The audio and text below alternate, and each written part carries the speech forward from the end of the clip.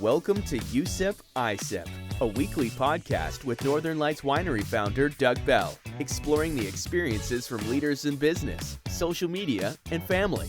Now here's this week's exceptional guest. Welcome to USIP ISIP. I'm here today. Doug Bell is my name. I'm the host of the podcast. I'm sitting with Christine Bowman, mortgage professional in Prince George, BC. Really glad to have you on. We've known each other for a really long time, but I haven't really gotten a chance to dive deep into your story before. And so this is just such a pleasure for me today. Thank you so much for joining the podcast. Thanks for having me. Yeah.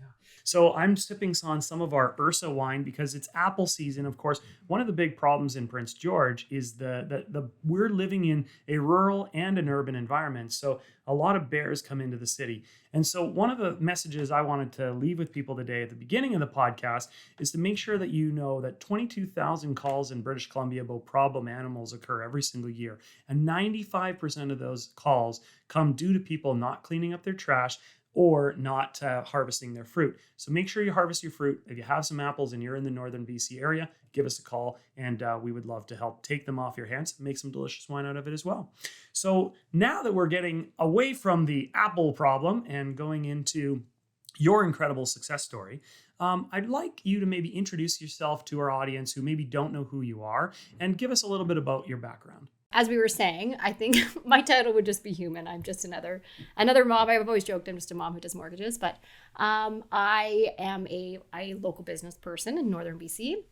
I own my small company here, and as well as co-owner of the larger brand, I guess the parent company that's based out of Surrey. And you weren't always a mortgage professional. As a matter of fact, when you were a kid, you were friends with my sister, and we got a chance to interact. You were like almost an older sister to me for years growing up. But maybe bring us back to your early years and what you did growing up in the north. Yeah, so I was predominantly in the service industry, which I think is just like employment, and prior to that is a whole other conversation. But I think it's a really good experience for people to go through service because you have no choice but to understand the situation will be what it'll be.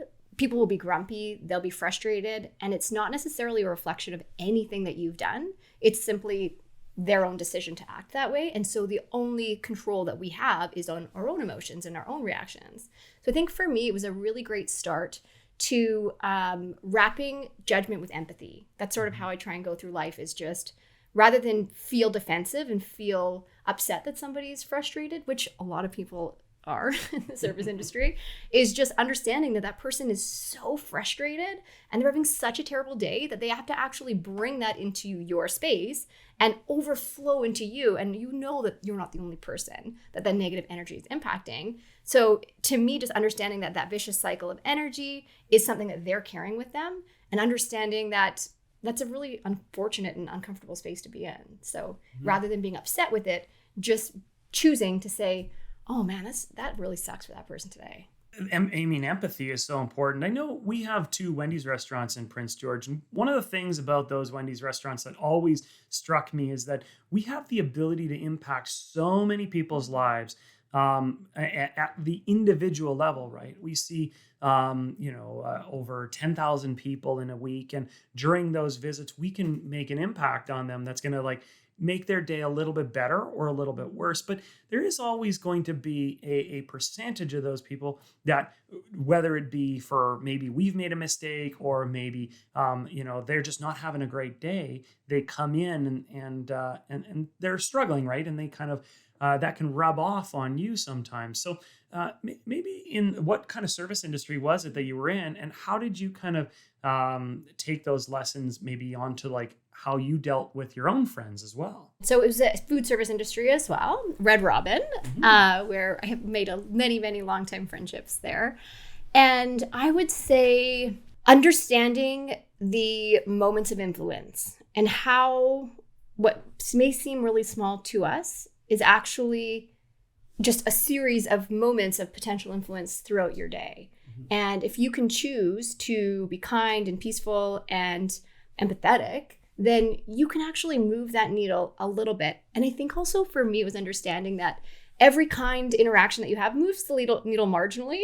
However, what people are looking for, I find, especially in the service industry, is a lot of people are looking for a negative. They're looking for something to combat, And so when you don't give them that, it might move the needle a little bit less. But I find, just really understanding the impact that you can have in those moments. Now, you strike me as someone who has a lot of empathy for others, and you kind of have a service to others in a lot of the things you do, right? Was there a moment even before Red Robins and before that initial service industry when you were younger, where you started to realize that maybe you did want to do things that made people happy or made their lives a bit better? So you're saying I'm a people pleaser? Could be a people pleaser, but I mean, ultimately, we all do things because they make us feel better, right? Even if we are trying to make someone else feel better, it's because we get a certain high for ourselves when we see them succeed, right? And especially if we feel like we're a part of that, whether or not it is ever recognized or not, you have to be a bit selfish in that way. And so I see a little bit of that in you, not saying you're a selfish person, but you do it for really good intent.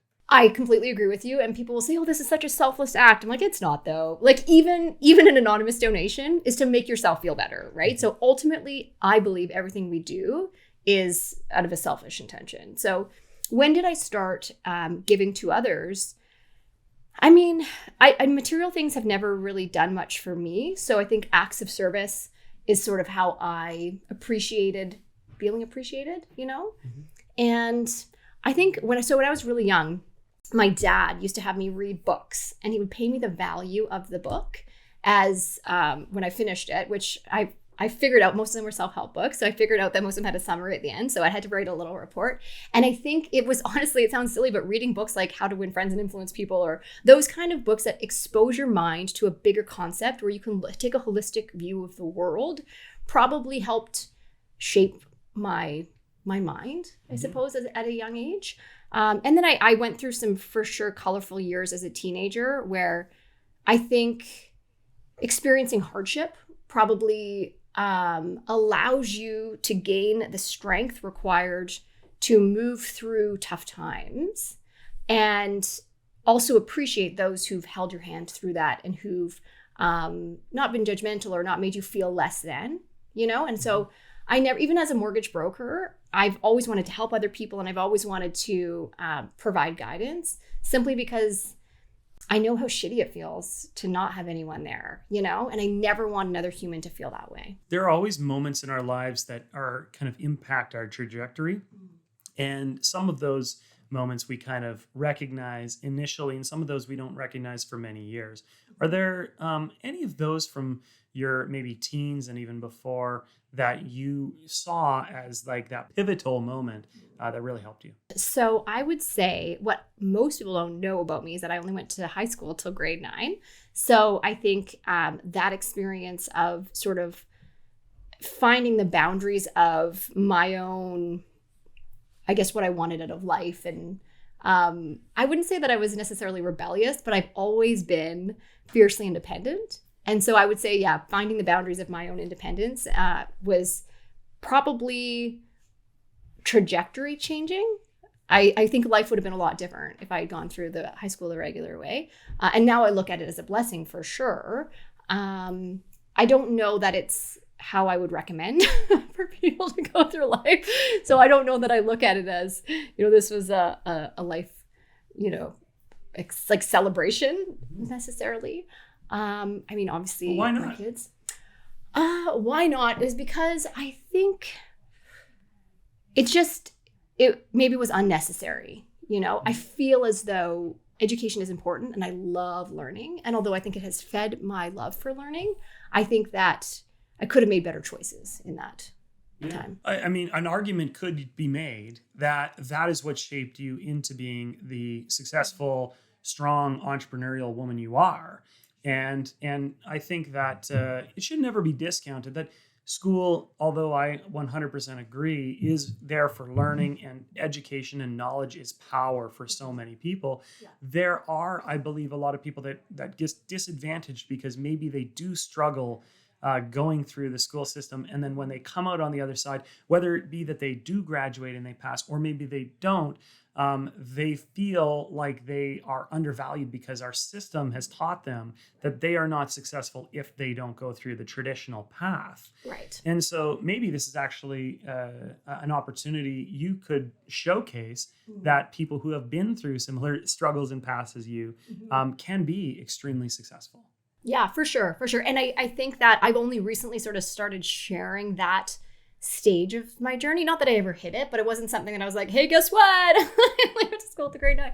And especially my sister has a PhD. So very stark contrast, obviously. And I do agree that school was not necessarily a struggle for me. The way I finished school is by just challenging all the courses. So I also understood back then even that I did math 11 in like 3 weeks. I could just challenge the courses. I didn't even do math 12. I just challenged it. So if you can, and that to me tells me that the school system is broken, or it's not ideal for everyone. And I also see now, after many friends have reached out and said, have you ever thought about getting tested for ADHD? That my brain just functions in a different way than a lot of people. And I had a really hard time sitting in a classroom setting. Not that I'm saying I was smarter than everyone, but I certainly, if I could challenge the test, I wasn't learning anything new. I've always loved learning. And I think that if there was an opportunity to learn something where it would have been interesting, then I probably would have stuck around longer. But I was more interested in, whatever 14-year-old girls are interested in doing. No, that's more than fair. And I think also you've showcased, obviously, that you can be successful without it. But the other thing for parents, because now you're a parent as well, I'm a parent too, is thinking about how we best serve our children in the way that we kind of educate them, but also, how we stimulate their thirst for self-development and self-confidence, and what things they should focus on more than necessarily a grade. How have you kind of approached that with your kids? I'm a radically different parent than I thought I would be. I thought I would be strict and, follow the rules. And I'm very much natural consequences. So I'm like, you don't want to wear your jacket? Guess what? When it's cold, you're going to have a runny nose. And I would have, previous to being a parent, I would have probably perceived it as laziness. However, I see now that the most impactful change happens through our own experience. So certainly happy to guide them and give them advice along the way. But I think until you actually experience those natural consequences, then obviously I'm not going to let them get frostbite. But I think it's important to be there for them. I was thinking about this a lot the other day of my youngest is pretty wild. And I don't want to tame his wild, but I want to be his handrail. I want to be there for him if he needs me, but also kind of beside him as he journeys through life. And when it comes to school, so my youngest actually has a learning disability that we're working on together. And what I'm really seeing is that society and the school system has a very specific set of standards. And it's like, you go from this box and then to this box and then from this box and then fly. And if you don't fit within what society considers to be a normal framework of what they've predetermined, then there's not really much for support, and you're sort of ostracized, or you're made to feel as though you're less than, when really one of my favorite quotes is, I think they say it's Albert Einstein, but who knows, everyone quotes for him, but if you judge a fish by its ability to climb a tree, it'll live its whole life believing that it's stupid. And to me, that's sort of encompasses all of school and how my experience was. So I probably put less weight on school than my kids' teachers would like. But I'm more concerned with them getting themselves up, helping me make breakfast, and taking accountability or taking ownership of the chores that they're supposed to be working on. And yeah, kind of navigating real life. Mm-hmm. I had a good chat with one of the teachers, and they said, "Oh, your son is so lovely, and he's so he's kind and all of these things, and he's got really neat handwriting." And I said, not to be rude, but I'm more concerned on raising a good man than an asshole with good handwriting. Well, and I do believe that just for any of the teachers out there listening, yes. Yeah, I really believe in the school system, and I think we both do. But at the same time, understanding the individual and that every person has a unique set of circumstances that are going to make them successful, rather than us. And this is a complete society thing, that we standardize what we consider as success as what they do on a test, or how nice their handwriting is. And that's something that, is not sustainable when they get out of that. And now they're thrust into the real world. And now they have a complete different set of circumstances that are telling them whether they're successful or not. Absolutely. And I completely agree with you. I absolutely love our teachers, and I think their roles are so important. I think it's an extension of a fundamental issue we have with society. I look at parents and toddlers, and that was one of my biggest challenges when the kids were really young, was how if they're not walking by this age or they're not eating by this age, they have a very specific box and timeline that if your child is not doing this, they're abnormal, something's wrong. And especially when you're navigating as your first child, it's so overwhelming to have all of these these lines along the way that you're trying to follow, and feeling like, do I just go rogue and let him do whatever he wants? Do I try and fit this box? And I think one of the biggest challenges that we have is with the parents. And even hearing other parents talk, it makes me sad, the amount of judgment that adults place on children. Instead of just allowing them to be, oh, that kid's, did you hear this? This kid didn't clean their room. Did you see what that kid's wearing? And you hear parents talk about the other children as though they're adults, for me, I don't believe in placing judgment on any other human, but specifically a little person who's just growing and they have the world ahead of them. And for us to think that they don't feel that judgment or feel that energy is just so naive. So I think as we go through those toddler years and we set those expectations and we place those judgment on those little people, and then of course they go through school as an extension of that, right? And I think not just kids too, because we do the same thing with adults, and whether it's family or friends or your neighbor, there's expectations that we set of them based on the parameters of the things we've learned, and of course we have no clue, what their life has been like up till this point. And so, just not judging anybody, approaching it with love and kindness, and then making sure that, you are showcasing and looking for the best and looking for the intent versus looking for some of those, predetermined outcomes that don't necessarily mean a lot to us. So you're obviously very passionate mom. You're also a very passionate entrepreneur, and we haven't even gotten started yet in talking about your career, which is as a mortgage professional and a business owner. Maybe tell us how you got started in that and what interested you into this field. I would say I always had a passion for real estate. So one part about having a slightly irregular brain is that you get hyper focused on things, which I've been since I would say 18. I actually got my first credit card. And again, going back, I grew up early. So I got all the crazy partying years out of the way.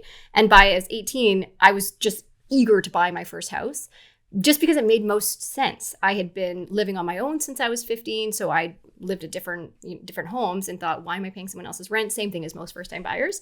So yeah, I got a credit card and I took out a loan just to establish credit. And I really fell back on those good examples that I learned as a child.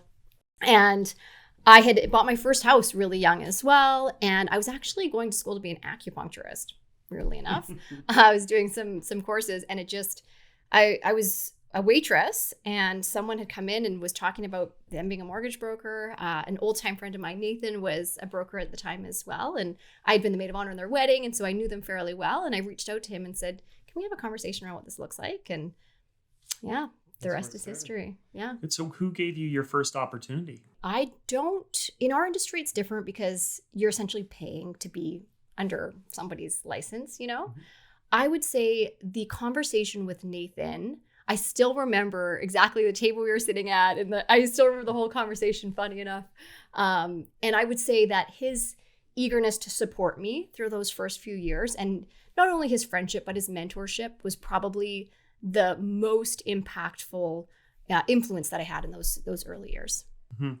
So it's a bit of a different industry, because when you're getting your feet wet, so to speak, as you mentioned, you're kind of paying to do it, but you're hoping that the income is going to more than supplement that and be enough to live on. And so it's not like a typical job where you get interviewed and then you get hired and then you get paid right away.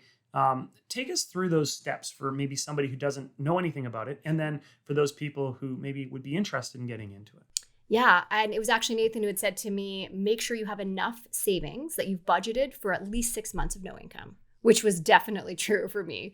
And I think it was a matter of, there are always expenses, as you know, as a business owner. So I, from day one, treated it as a business. And I set my business hours. I would show up to work and made sure that I wasn't, gallivanting all around during those days. So I think that was really, really important for me.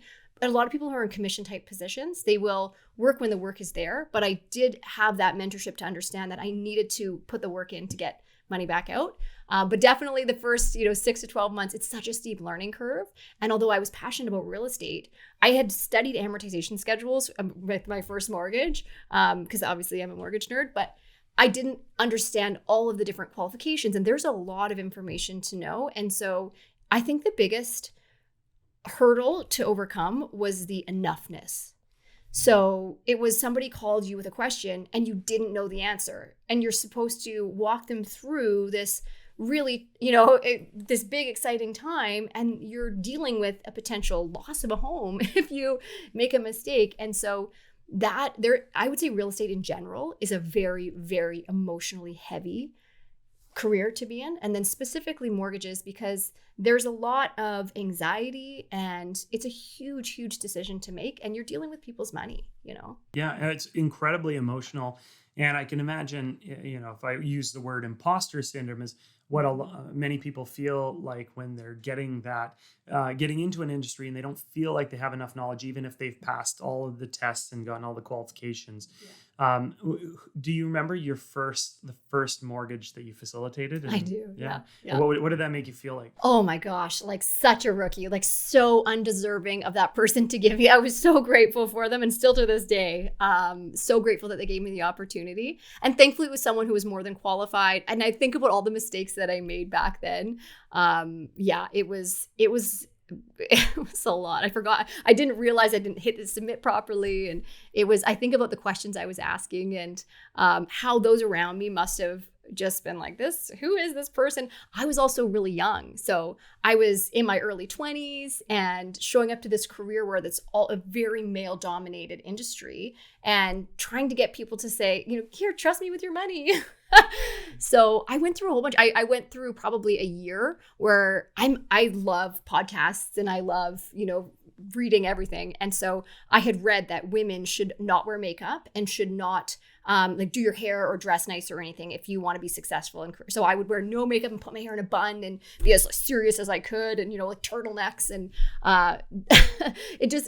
I tried everything I could to be respected, until I understood that it was knowledge that would gain me that respect. And so then I really pivoted to just learning every mortgage product that I could, every possible solution, so that I could feel confident in my own level of knowledge, and then pass that on through my clients as well.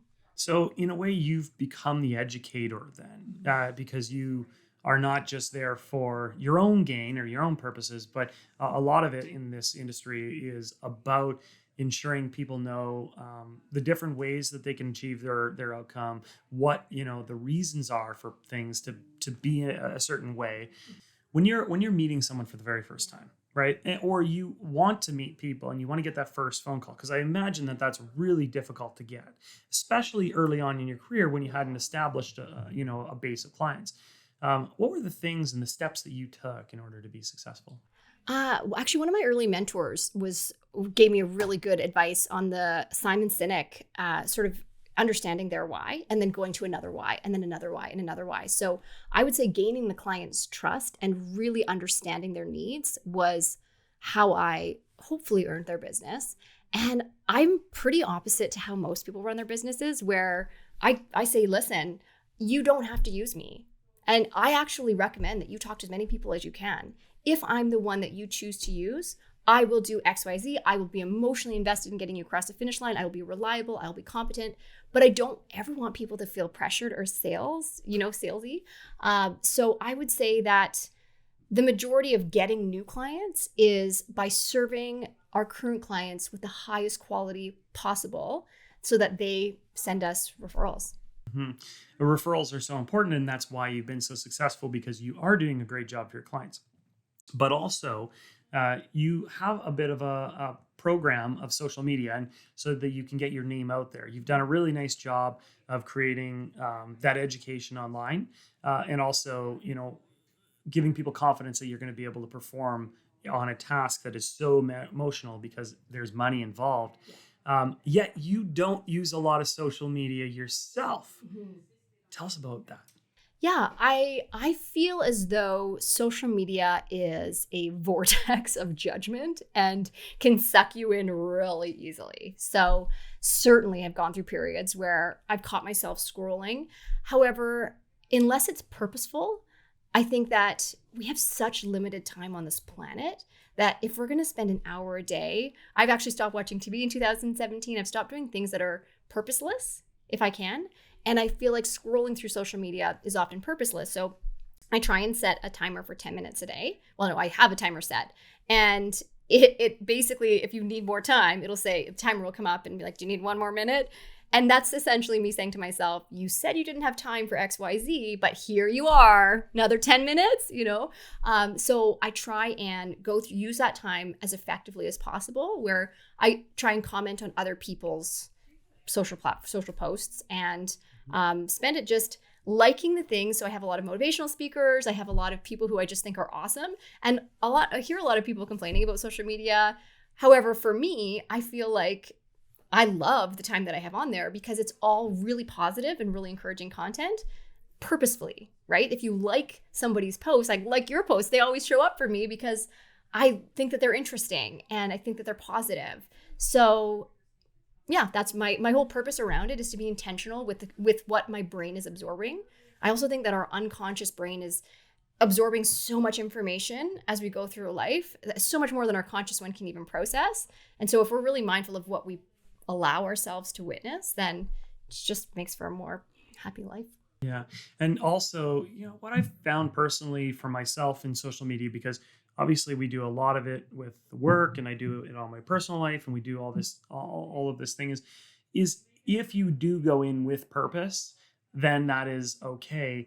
If you go in for escapism, that is really when you get into that vortex, right? And so often it might be that we're not satisfied with our career. We're not satisfied with our partner at the moment, or we're not satisfied with the kids screaming in the background. So it's easy to just turn on Instagram, Facebook, TikTok, Twitter, whatever it is, and scroll for hours because it takes our mind away from it. But then you can also get into that negativity ring. And I believe that social media amplifies who we really are or how society really is. It doesn't necessarily change who we are. And so it gives people voices when you don't necessarily need to give them a voice in certain circumstances.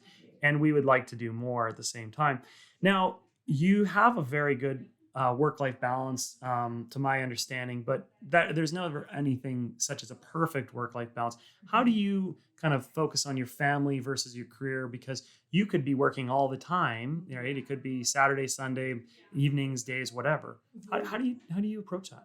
So I've been there and I've done it, and I feel as though, COVID was a real blessing for a lot of people in this way. But even prior to that, I really had to redefine what success meant to me. And it feels like we want to hit this pinnacle or hit this goal, and then you're going to get that golden trophy and suddenly the world is going to open up for you. And then first of all, the goalpost always moves. So that's the thing about super driven people, is even before you're even remotely close to the goalpost, it moves. And it just doesn't feel as fulfilling as you think that it will. And so I think hitting achievements that I never saw myself hitting, I realized that for me, success is peace. It's not any amount of money in my bank account, but of course, having more money helps your peace. It's not even specific relationships. Of course, having great relationships helps with your peace, but ultimately, I think my goal is to protect my peace. And so, I have long COVID. I don't know if I had told you that previously. So going through a bunch of health challenges forced me to hire more people in my team than I probably would have otherwise, which is the same thing with most adversity. It forces you to grow. And so having an amazing team is probably the most important part for me. Being able to turn my phone off or being able to take a step out, whatever I need to do, and know that everything is going to be exceptional. That has been probably the biggest blessing for me. And then also going back to the basics, going back to I work Monday to Friday. I mean, in our world, things happen. You have to be available. I don't expect my team to be available after hours, but I will take evening calls if needed, and take weekend calls. But what I was finding is that I was working 12 to 14 hours a day and it was endless, but then I would pick up the kids in between and I was doing a bunch of things in between. So I was getting stretched so thin and it felt like the workday was never ending. However, it was so blended with my personal life that I mean, I always joke that I remember changing one baby's diaper with one hand and then nursing the other one with the other and then on the phone with a client, you know? So those first years starting business with young children were such a battle that I had to change it. And so I have long hours. Our office is open from 8 to 6:30 Monday to Friday. But I feel like that gives people enough time that they can fit around our schedule. And then at 6:30, our out of office goes on and we're out of there. So in our world, I think we are often so hungry for the business that we feel like we have to answer the phone or they'll go somewhere else. But if you set that boundary, which is a whole other conversation, as I'm a huge fan of setting and respecting boundaries. And if you set that boundary and say, listen, it's Sunday, I'm out of the office, then most people will say, no problem, email me back on Monday. And especially if you can automate those boundaries, then it frees up so much of your time. And that changes from time to time as well. And definitely the ability for you to articulate that and to set that boundaries and to make it very like specific, really, I imagine helps quite a bit. But that probably changes over the time too. You mentioned when your kids were younger, that was really a struggle. I remember years ago before COVID, when I used to travel for a month every year, I had the ability to travel for about a month every year. And during that time, I always felt it was almost the most productive time of the year in a way, because I had to give up so much of my day-to-day duties. Yes. And when I came back, I really could focus on the things that were really going to drive the business, not necessarily things that I was doing just because I was doing it and it wasn't necessarily benefiting anybody. And we also say like the comfort is almost the worst thing that can happen to an entrepreneur, because when you do become comfortable, you don't spend the time that you need to thinking about the things that are actually going to be driving the business forward 5 years from now, 10 years from now. And so things like COVID actually really gave us perspective, because we had to sit back and look at all our entire, expenses. And is this really necessary? Where should we focus our attention? Where can we put dollars in that are going to bring dollars back? What is just wasteful? And that's really helped me as well. Now, you also focus on your kids quite a bit. And when you're raising them and you're thinking about like what they can do, how do you facilitate them finding their own path? I would say encouraging them to explore whatever curiosities they're drawn to. So, my son, I just took my kids to Edmonton for the weekend, and my son was like, Mom, is water wet? I said, well, what do you think? And then we talked it through and we came to a conclusion together where we can explore these concepts and like, well, my other son struggles with time, the concept of time.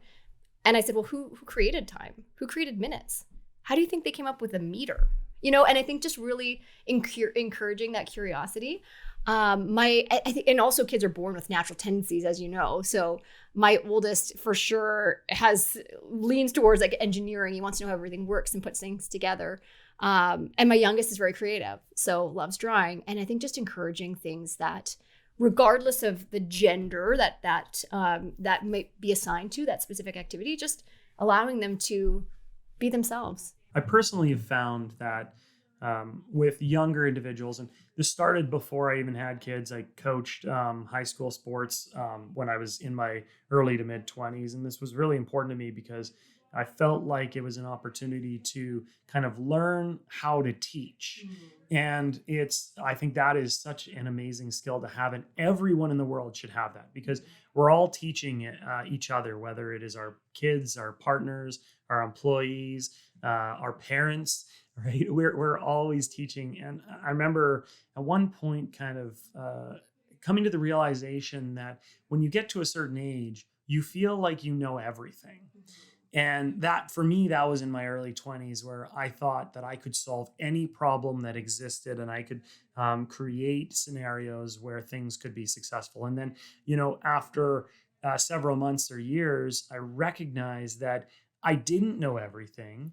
And even though I had confidence, and that was a really critical portion of my success, I also had to be open to the learning and teaching mentality. So have your kids taught you anything in the last year that you really have changed your focuses because of? Totally. And one point to your previous comment there is, I always say to my kids, the only thing that we know to be true today is that everything we know to be true today will change. So I don't know that I've ever shared that experience where I felt like I knew everything, because I always felt like it could change tomorrow. So it was like you're kind of hanging on to that moment. So as far as lessons from my kids, I think the biggest one for me has been play.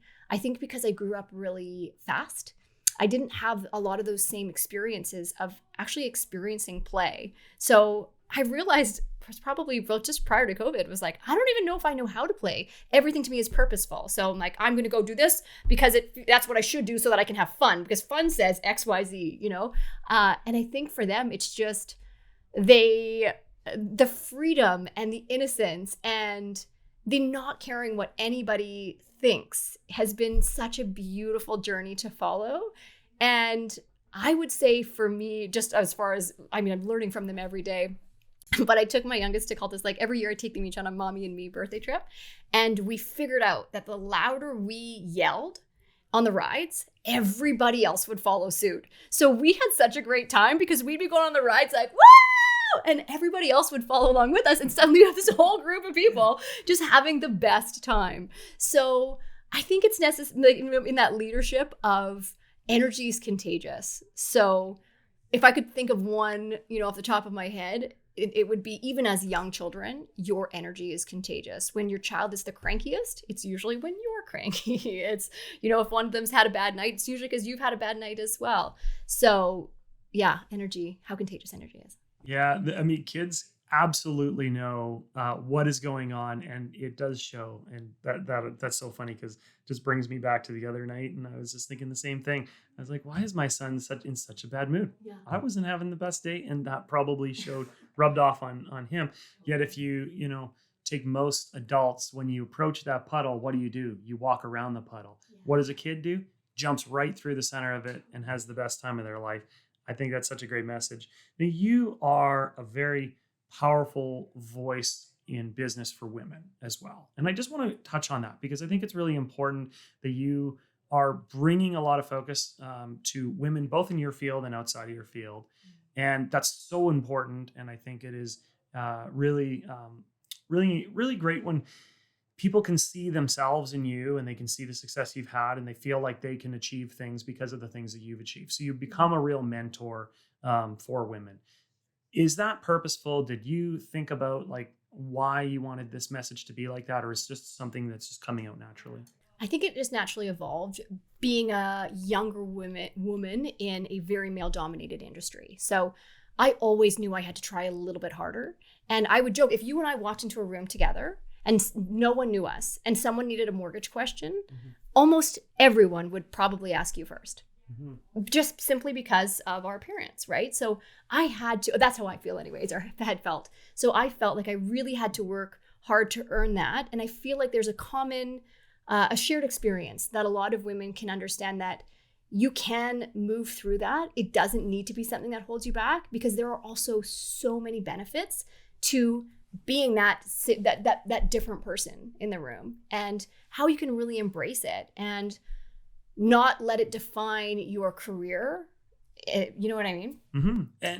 And that's, I agree with you entirely. And it's so unfortunate that that is the truth, even in today's day and age, where we have had so many conversations about equality, but not just about equality, but just you want the best result. And the best result can come from anybody. And that could be, I think a lot of new Canadians struggle with that because they don't necessarily know the language.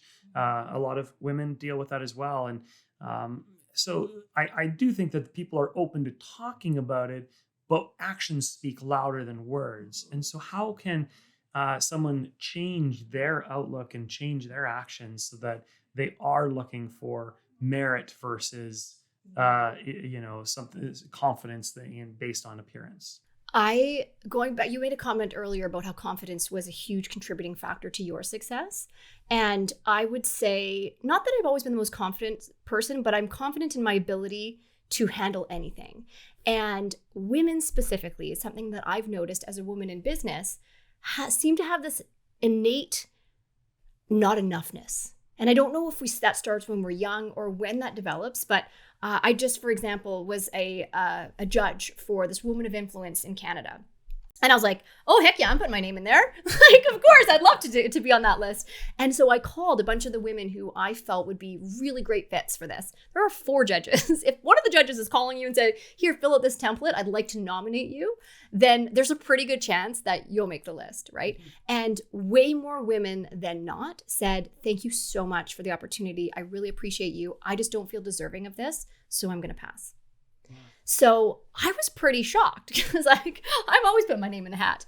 However, it was a huge eye opener to me in how women handle business and how we approach. There's so many statistics, there's so many studies around how men will apply for jobs. So I think it's easy for women to say, we're marginalized, we're not getting these opportunities, but we're also not seeking those opportunities. We're not, and when they arise, are we feeling enough? And so my mission for women is just to understand that they are enough in who they are. You don't have to fit that mold because nobody does. And I think maybe we're all looking at Barbie and wondering why we're not quite there when it's just an unrealistic idea of who society says could be an ideal. And so for myself as a privileged white male, to be honest, how can I be part of that solution? Like understanding that, in my opinion, I believe that women and to some degree minorities and other groups of underprivileged people haven't been given the same opportunities. How, other than within my business, can I provide that confidence to them to kind of bring them forward and help them get to that next level? I would say, as this is kind of a weird answer, but follow me with it, is I would say allowing them to set their own boundaries and respecting them. Whether it's a work from home, whether it's having to leave for their child. We do have gender roles, which we can't ignore happen right now. Many moms are at home with their kids or having to navigate, dentist appointments or things like that. I think celebrating women for their successes as humans, it sounds so basic, but saying to a woman, I really appreciate how you contributed to that meeting, rather than saying, hey, you look great today. I really like that dress. I feel like we often compliment women on their appearance rather than on their abilities. So, and it could be for men as well, right? But we have to now unwind what society's done to women. And I would say in your business specifically, asking what you can do for that specific person to ensure that they feel enough. We've started doing a weekly report where I try and change the questions up, but it's a matter of how do you rate the quality of your work this week? So they have to reflect, okay, well, quality is something I'm really, really, really obsessed with. So how do you rate the quality? How are you feeling? And allowing them to express how they're feeling in a really safe environment. And honestly, men too. Like men need that same environment, and a safe place for them to set. Maybe it's somebody says, I don't feel comfortable when this is said, or whatever that boundary looks like for them. I think the bravest thing we can do is respect someone else's boundary and understanding that that's their line. You also mentioned the understanding from an early age and developing powerful women, and I have to give my parents credit and for my sisters, because both of them are very powerful women in their respective fields. Yeah. And strangely enough, in both cases, their husbands took paternity leave during their children's instead of maternity, they took the paternity leave. Yeah. And I think that was like such a great reflection on both the men they chose and also on themselves, because they had to be driven because they also wanted to do a family life and a career, and they were able to find that peace and balance, within their groups. And that, I think, is a showcase, and maybe is just one reflection that shows why they've been so successful in their careers, because they've been able to do that kind of thing. And as a longtime friend of your sister, I would say what I admire as one of her most amazing qualities, one of many, is her confidence. Mm-hmm. It's even growing up as teenagers, she wasn't bound by the shackles of what society thought she should be. She was always respectful. She wasn't like she was, doing anything that she shouldn't do, but she always was so confident in who she was as a person. And that, again, probably goes to a lot of how she was raised in your home. Of she was confident in her ability. She was always hardworking. She really was capable. And I think that led to confidence. So she was probably given opportunities to feel capable. She was probably given challenges to navigate and know that she could work through them so that she could gain that confidence. Yeah, that's something I think we can all learn when we're raising our own children, and think about how we can build that confidence in them to really know who they are, and whether or not that's reciprocated by their friends at school, and understanding that there's an impact that you as a parent cannot make in their lives, and especially as they get older, that there's so many other influences going on. That's really good. Now, for you personally, and for the Collective Mortgage Group, what do you see yourself doing as you progress and you get into the next stage of your career, but also because your kids are getting older, and maybe that's freeing up opportunities for you? Yeah, and I've thought about this a lot. I struggle with long-term goals, if I'm being honest, because I do think that everything is set to change. So I feel like it's almost setting myself up for disappointment. So my goal is to be better tomorrow than I am today, to learn from the lessons that I'm learning literally daily. And I feel like for me, I try and use the term just for my own sake, I guess, is my resource self. So I think if I can be the best resource self today that I am, and then keep growing on that tomorrow, that's all I really can ask for, because things will inevitably change. And I really do feel so blessed to be where I'm at in this life. So do I hope my relationship never changes? Absolutely. Do I hope my kids stay the exact same and we can, bottle up all of this energy and innocence? Absolutely. My business stayed the same, but I understand that we will grow as humans, and I hope that we can all grow together and just focus on being better. Yeah. And then the Collective Mortgage Group is sort of the same concept. It's just a low cost place for us to come together, and it's my goal for the company is to help everyone define their version of success and then support them in finding that. So that's such a great message. And I know you also spend a lot of time thinking about personal development and how you can make yourself better from an educational standpoint, and going to seminars and things like that. How have you kind of approached that, if you don't mind me asking? With a unquenchable thirst, I would say. I love reading, and I love learning new things.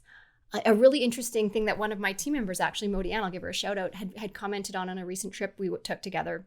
She said, when we're children, we often experience things that are new. And so time seems to go by so much slower because we're in this perpetual cycle of new things, new experiences. And then as we get older and we know everything, then time goes by so quickly because you're not experiencing those new things. So for me, my focus right now is on new things and trying to essentially slow down time or change my perception of time through a perpetual cycle of new things. And one of them is learning. And I'm fascinated with the brain and how the brain works. So I read a lot about that. And I don't watch TV. So that, of course, helps with spending more time reading books and going to seminars, anything that I can plug into. I love the energy that comes with that. Well, you have an incredible amount of energy and so many great facts and stories, and the knowledge you brought today is incredible. So thank you so much. Now, if people want to follow you on their social channels, where can they do that? On Instagram or LinkedIn or Facebook. Awesome. Well, we'll link those in the show notes. And I really appreciate you coming together to here today to have this incredible conversation. I really think it's going to benefit a lot of people. This is Doug Bell, and this has been another episode of USIP iSIP. Until next time, thank you so much for listening. Thank you for listening to USIP iSIP. Please hit the 5-star rating and leave us a review. If you'd like to learn more about Northern Lights Winery, text us at 604-670-4046 or visit us on social media at Northern Lights Winery.